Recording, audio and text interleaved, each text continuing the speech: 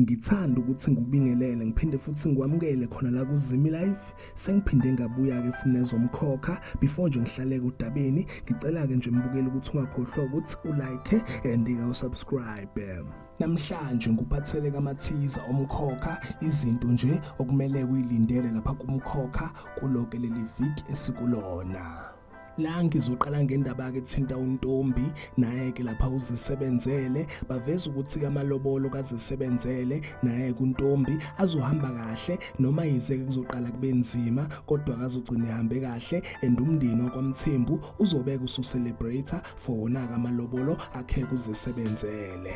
Ngidlule ngilapha kuGabisile laba veza ukuthi ke uGabisile uzothola ke indaba ezimnandi kodwa ke kuzoba nzima ukuthi ke ijabulele lezo indaba ezimnandi ngenxa ke isimabhekene naso sokukhulelwa. Baphinde baveza ukuthi ke ulwazi uzotshela kuGabisile ukuthi ke uzomsupporta njengoba ke khulelwe.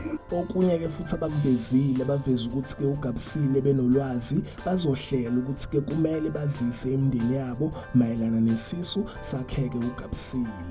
Baphinde baveza ukuthi ke uMabusi uzothengela uGabisile imoto.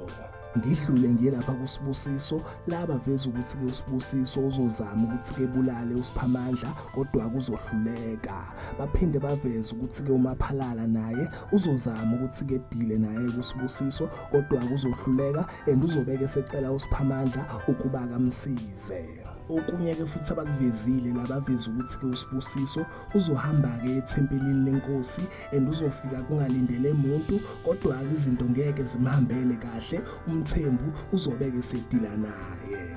Ziphela lapha ke mbukele zomkhokha aphela lana kamathiza. Ngicela ke nje mbukele ukuthi ungakhohlwa ukuthi ulike and usubscribe. Ake ngithi ke nje danke ngiyazibongela.